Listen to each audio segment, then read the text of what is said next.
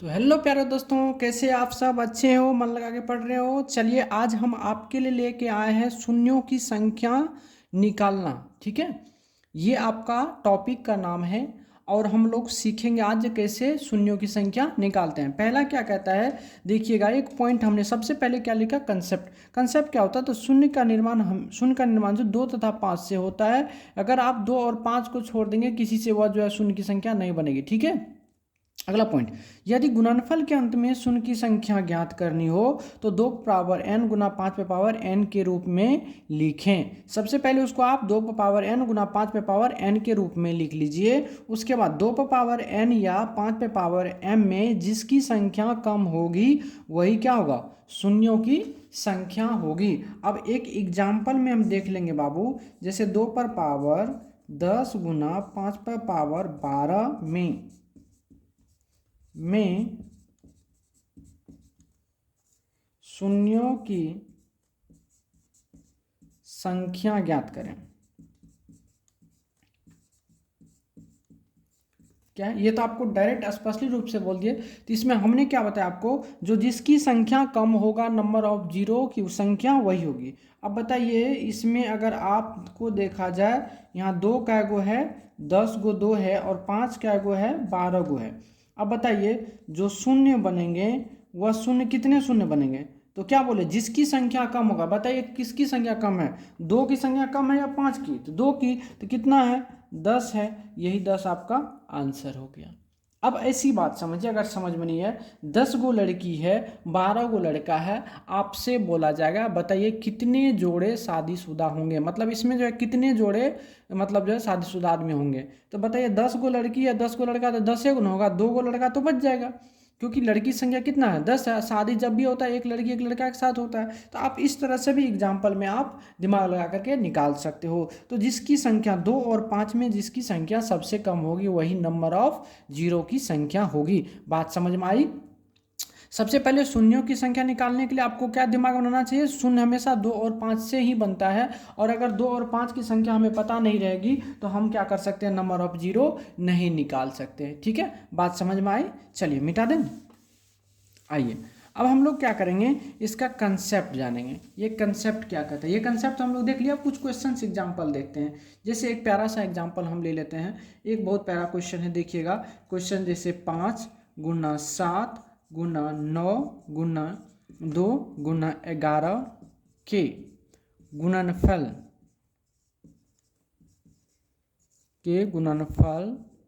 के अंत में शून्यों की संख्या ज्ञात करें।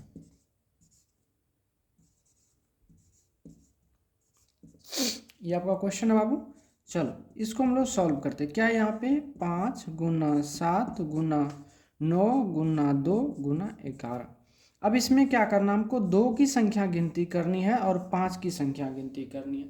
बाकी किसी भी नंबर से हमको कोई लेना देना बाबू नहीं है। तो 2 की संख्या कितना है, देखिए एक एक 2 है तो यहाँ लिखेंगे, और 5 की संख्या कितना है, 1 है। तो अब देखिए दोनों बराबर, एक लड़का एक लड़की है तो शादी फिक्स है, होगा ही होगा। इसी तरह से नंबर ऑफ जीरो कितने होंगे, यानी शून्य कितने बनेंगे, 1 बनेंगे। यही आपका आंसर हो गया।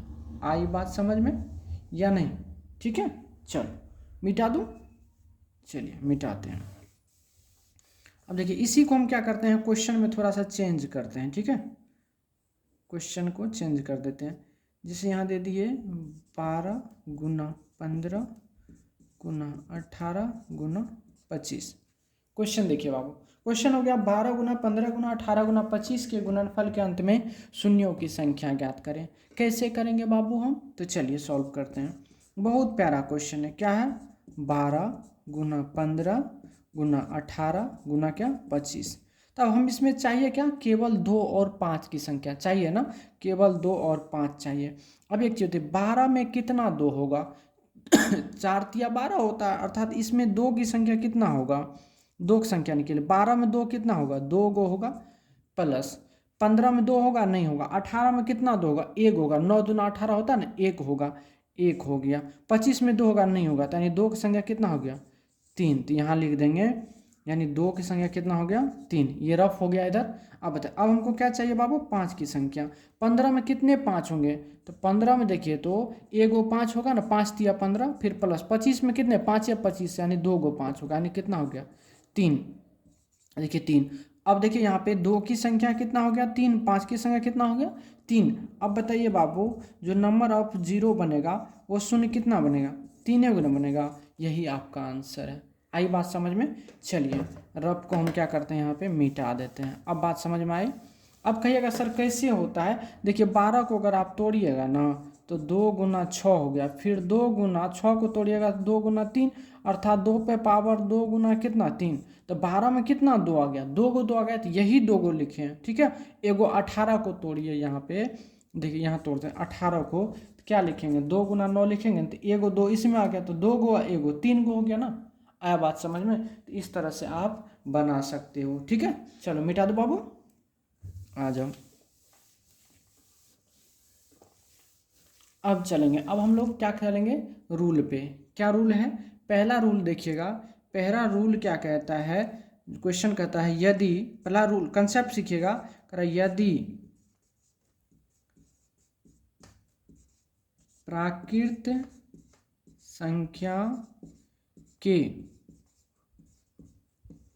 गुणनफल, यदि प्राकृत संख्या के गुणनफल के अंत में, ठीक है, अंत में शून्य की संख्या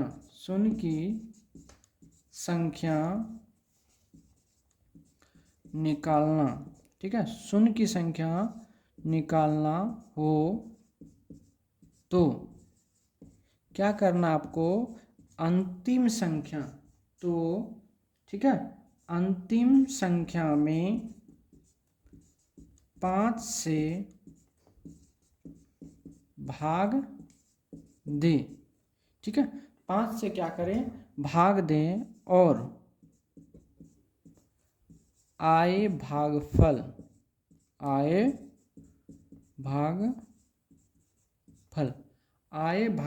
में पुनः 5 से भाग दें।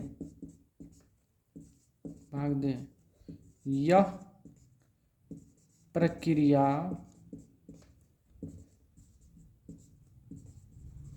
तब तक करें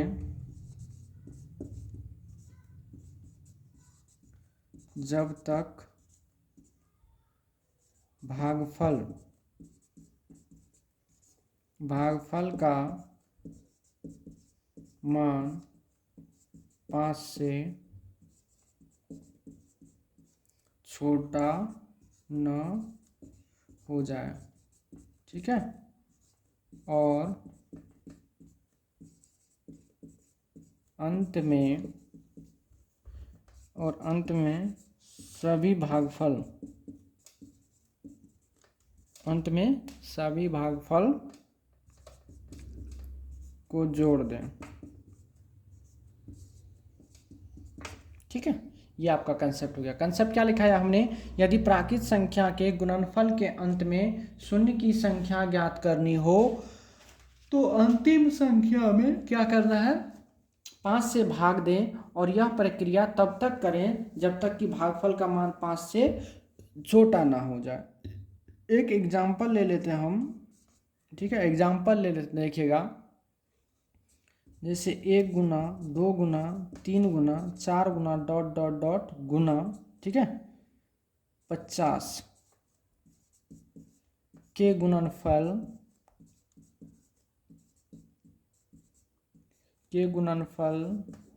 के अंत, ठीक है, के गुणनफल के अंत में शून्य की संख्या ज्ञात करें। शून्य की संख्या ज्ञात करें। ये आपका क्या है क्वेश्चन आ गया, क्वेश्चन आ गया। अब बनाइए इसको। अब इसको कैसे बनाएगा, अंतिम में क्या है 50, 50 में 5 से भाग देंगे तो 5 दहीन 50। अब भागफल 5 से बड़ा है तो फिर क्या करेंगे 10 में करेंगे 5 से भाग, तो 5 दूना 10 हो गया कितना 2। अब देखिए 5 से ये छोटा हो गया, तो अब कुछ नहीं करना, अब क्या करना, इन दोनों को जोड़ देना। किसको? इन दोनों को जोड़ देना। ठीक है, तो अब ये होगा कितना, तो 10 + 2 इक्वल टू कितना, 12। यही आपका क्या हो गया, आंसर हो गया। आई बात समझ में? ठीक है, चलिए इस कंसेप्ट को लिख लीजिए। हम पुनः इस पे क्वेश्चंस कराते हैं, अभी बहुत सारा क्वेश्चंस कराएंगे। मिटा दूं?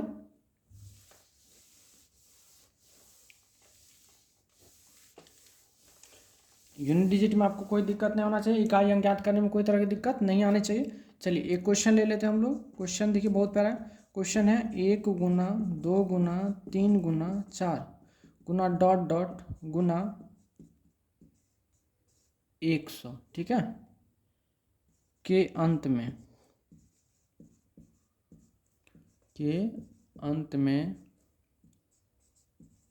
0 ज्ञात करें। ज्ञात,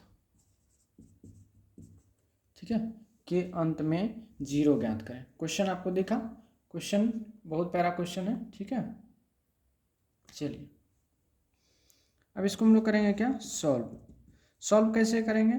तो अंतिम संख्या कितना है, 100। 100 में क्या करना, 500 करेंगे भाग, तो ये कितना आ गया, 20। अब देख रहे हैं 20 5 से क्या है, बड़ा है। 20 क्या है, 5 से बड़ा है। तो फिर क्या करेंगे, 20 में करेंगे 5 से भाग, तो 5 चौके कितना हो गया, 20। अब 4 क्या हो गया, 5 से छोटा हो गया, तो अब नहीं देना। अब क्या करना, लिखेंगे यहाँ से जो शून्यों की संख्या बराबर 20 + 4 इक्वल टू कितना, 24। यही आपका आंसर हो गया। आया बात समझ में? क्वेश्चन कोई बड़ी नहीं है, ठीक है, बहुत छोटा क्वेश्चन है। आइए अब इसी तरह से मान चलिए क्वेश्चन दे दे 1 गुना 2 गुना 3 गुना डॉट डॉट डॉट डॉट गुना, मान के चलिए दे देगा 500, ठीक है ना, के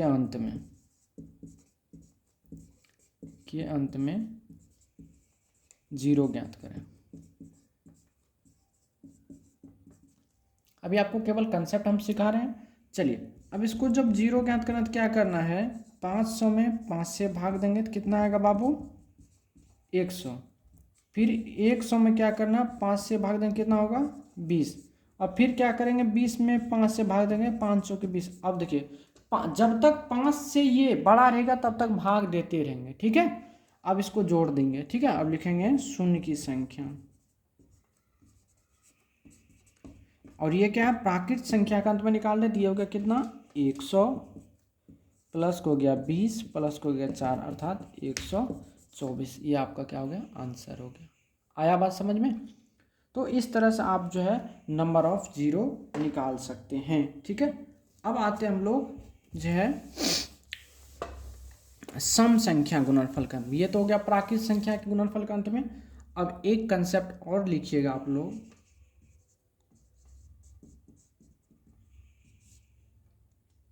कंसेप्ट लिखिएगा, यदि सम संख्या के गुणनफल,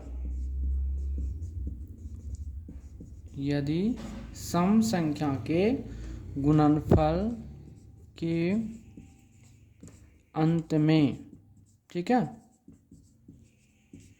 शून्य की संख्या ज्ञात करनी हो तो अंतिम संख्या को आधा कर सेम प्रक्रिया से बनाना है।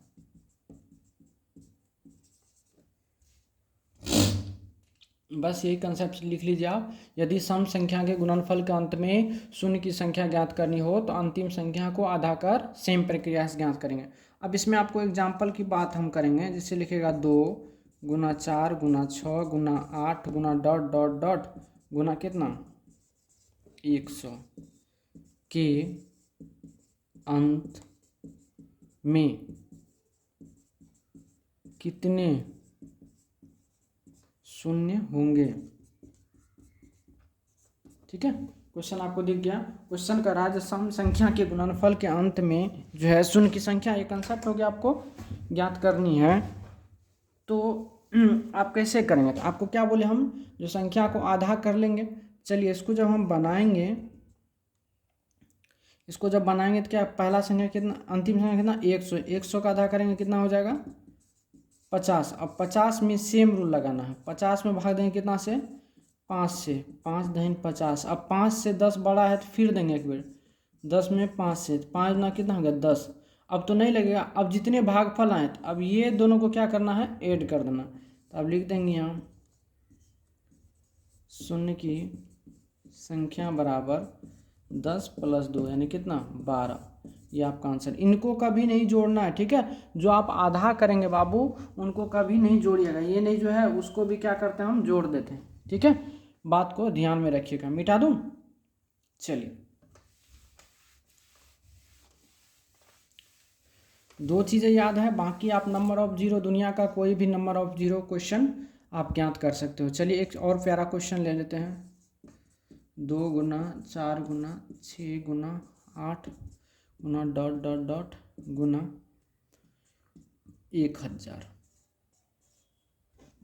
1000 में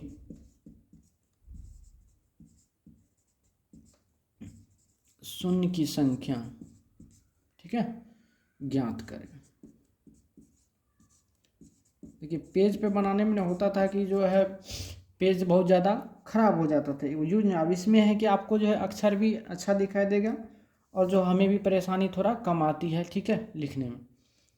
चलिए अब इसको क्या करना, हमको बनाना है। तो अब क्या करेंगे, ये सम संख्या का अंत में है तो इस 1000 को हम कर लेंगे क्या बाबू आधा, 2 से करेंगे तो कितना हो गया 500। अब क्या करेंगे, इसमें सेम रूल बनाएंगे।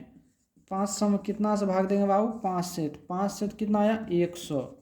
अब 100 5 से बड़ा है तो फिर 100 में क्या करेंगे 5 से भाग देंगे, कितना हो जाएगा 20। अब 20 भी क्या है 5 से बड़ा है, इस 20 में भाग देंगे कितना से 5 से, 500 के 20। अब ये 4 क्या हो गया 5 से छोटा हो गया। अब सभी को क्या करेंगे जोड़ देंगे। तो अब यहाँ लिख देंगे शून्यों की संख्या, ये होगा कितना 100 + 20 + 4 यानी कितना 124। ये आपका आंसर हो गया। इस 500 को नहीं लेना, ये आधा जो किए हैं इसको नहीं लेना, मेन आपका ये चीज़ हो गया, ठीक है। तो आपने क्या सीखा, दो सीखा, एक प्राकृत संख्या का अंत में, दूसरा क्या बोलिए, दूसरा आपने सीखा सम संख्या के गुणनफल के अंत में। चलिए बाबू अब हम करेंगे तीसरा क्वेश्चन, मिटा दूं, तीसरा टाइप सीखेंगे। तीसरा क्या है फैक्टोरियल के अंत में। देखिए तीसरा क्वेश्चन क्या आता बाबू, आपको परेशान ज़्यादा नहीं होना है, ठीक है। फैक्टोरियल FACTORIAL फैक्टोरियल, ठीक है। फैक्टोरियल के अंत में, फैक्टोरियल के अंत में क्या है शून्य की संख्या, ठीक है। सेम प्रोसेस से निकालें, सेम प्रक्रिया से, सेम प्रक्रिया से निकालें। अगर आपको फैक्टोरियल के अंत में बोला जाए जो शून्य की संख्या निकाले तो आपको घबराना नहीं है। जैसे क्वेश्चन पूछेगा जो फैक्टोरियल 100 के, ठीक है, गुणनफल 100 के गुणनफल के अंत में शून्य की संख्या ज्ञात करें।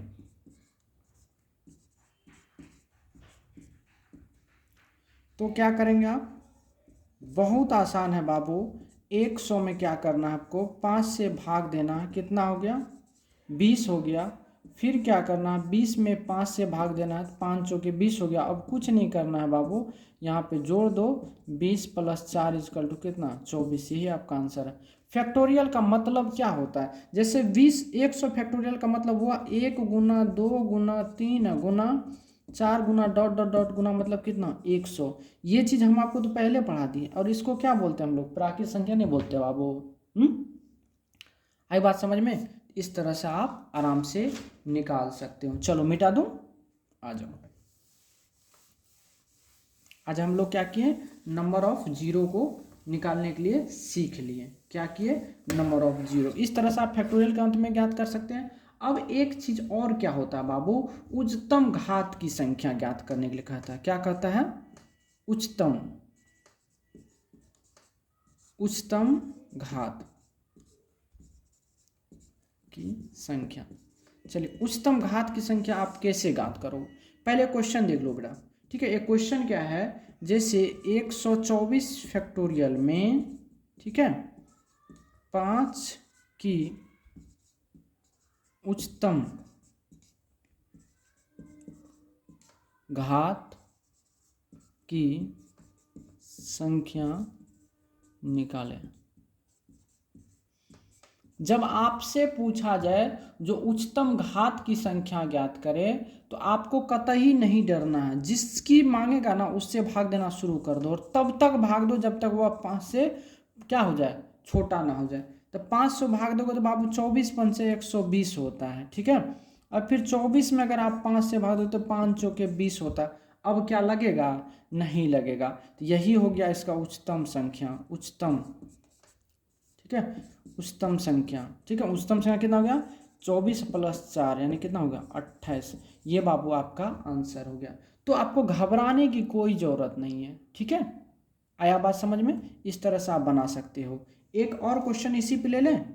एक क्वेश्चन है जो 270, ठीक है, 270 में 3 की उच्चतम घात, 3 की उच्चतम घात की संख्या ज्ञात करें।